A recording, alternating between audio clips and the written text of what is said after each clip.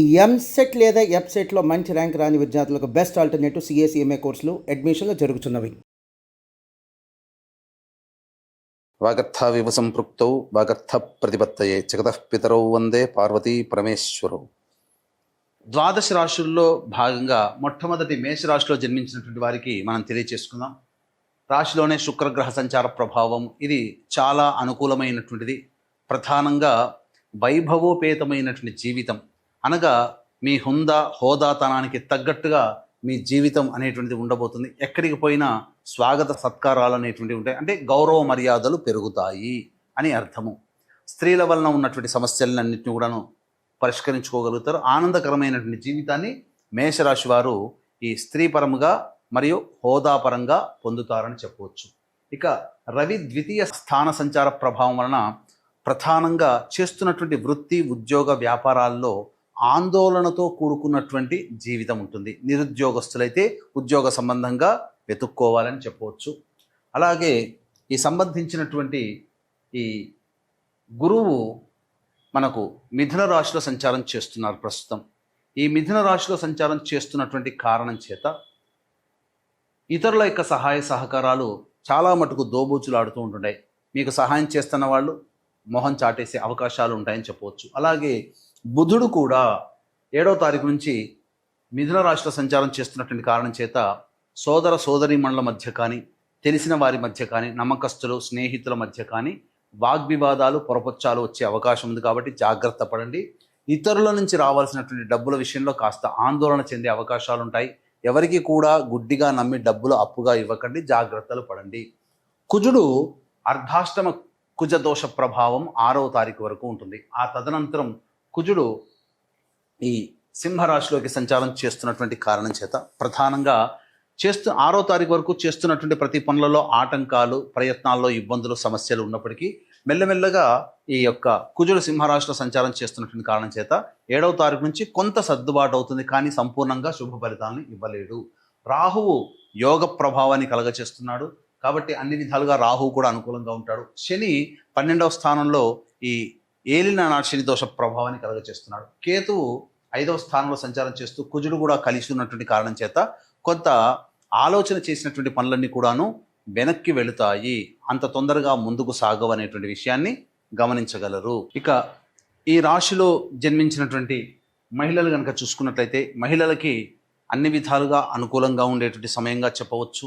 ముఖ్యంగా మీకు ఇంతకు ముందు ఏవైతే సమస్యలు వచ్చి ఉన్నాయో, అంటే ఇతరుల వలన గౌరవ మర్యాదలు కోల్పోవడం కానీ, ఇతరులు చిన్న చూపు చూడడం కానీ, అవన్నీ ఏవైతే ఉంటాయో అవన్నీ కూడాను మీకు కొనసాగింపుగా మంచిగానే ఉంటాయి. అందులో ఏమాత్రం సందేహం లేదు. గతంలో వలనే ఈ యొక్క మేషరాశిలో జన్మించినటువంటి మహిళలకి సంపూర్ణంగా అవకాశాలు చక్కగా ఉంటాయి. అందరూ గౌరవిస్తారు. గౌరవానికి తగ్గట్టుగా మంచి స్థితిగతులు కూడా కలుగుతాయి. విలువైనటువంటి ఆభరణములు కొనుగోలు చేసే అవకాశం ఉంటుంది.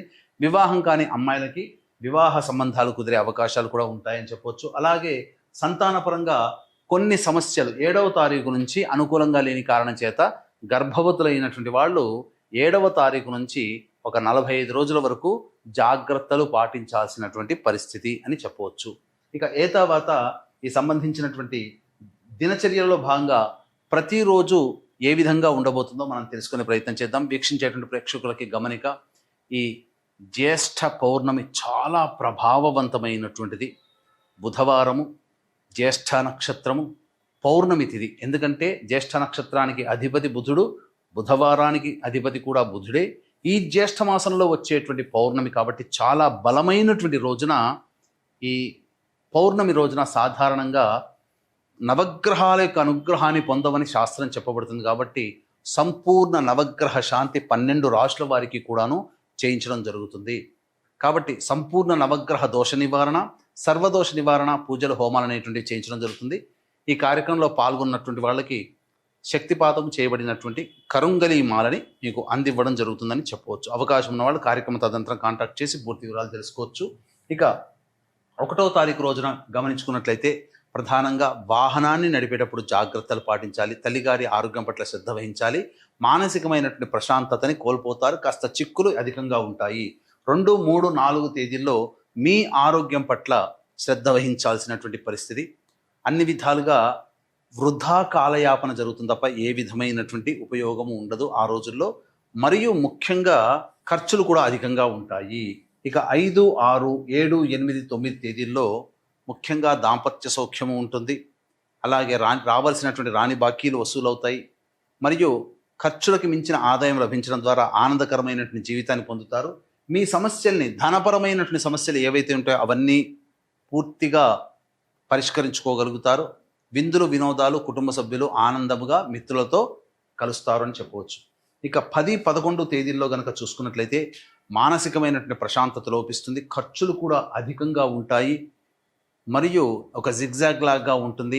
ఏ పని యందు శ్రద్ధ ఉండదు అని చెప్పవచ్చు. 12, 13, 14 తేదీల్లో కనుక చూసుకున్నట్లయితే సంతానం మూలకంగా ఖర్చులు, సమస్యలు పెరుగుతాయి. సంతానపరమైనటువంటి విభేదాలు పెరుగుతాయి. కాబట్టి లౌక్యంతో వ్యవహరించండి. ఆస్తి సంబంధమైనటువంటి వివాదాలు కొలిక్కి వస్తాయని చెప్పవచ్చు. ఆ విధంగా చర్చలు సాగుతాయి. 15వ తారీఖు రోజున గమనించుకున్నట్లయితే నిరుద్యోగస్తులకి ఉద్యోగ లభ్యత పొందేటువంటి అవకాశము మరియు ధనాదాయం కూడా చాలా చక్కగా ఉంటుంది. మీ పేరు ప్రఖ్యాతులు పెరుగుతాయని చెప్పొచ్చు. ఏ తర్వాత చెప్పొచ్చు ఇది ఏమిటంటే 10, 11, 2, 3, 4 తేదీలు, 10, 11 తేదీల్లో జాగ్రత్తలు కనుక ఉన్నట్లయితే, ఖర్చుల్ని అదుపులో చేసుకోగలిగినట్లయితే ప్రశాంతకరమైన జీవితాన్ని మిగతా రోజుల్లో పొందుతారని చెప్పడంలో ఏమాత్రం సందేహం లేదని తెలియజేస్తూ, ఈ జూన్ 11వ తారీఖు రోజున మహా జ్యేష్ఠ పౌర్ణమి రోజున సంపూర్ణ నవగ్రహ దోష నివారణ, సంపూర్ణ సర్వదోష నివారణ పూజలు అనేటువంటి జరిపించడం జరుగుతుంది. ఉదయం 9 గంటలకు ప్రారంభమవుతుంది. 9 గంటల లోపల మీ గోత్రనామాదులు 11వ తారీఖు రోజు లోపల మీరు నమోదు చేసుకోవచ్చు. సర్వం శ్రీ ఉమామహేశ్వర పరబ్రహ్మార్పణమస్తు.